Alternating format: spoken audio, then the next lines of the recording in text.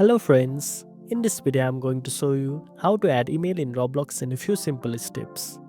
First of all, open the Roblox app and make sure you are logged into your account. Once you are in, tap on the three dots at the bottom right corner of the screen to open the main menu.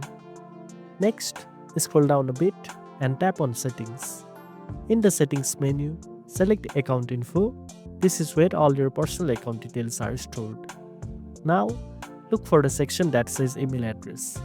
If your email hasn't been added yet, you will see an option to add email. Tap on it and you will be asked to enter a valid email address that you want to link to your Roblox account. After entering your email, tap on add email again. Roblox will now send a verification email to your inbox. Go to your email inbox, find a message from Roblox and then tap on verify email.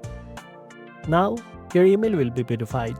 Adding your email helps secure your account and makes it easier to recover if you ever lose access. So it's a very important step.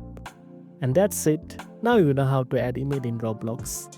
If you found this video helpful, don't forget to like, share and subscribe for more tech tips.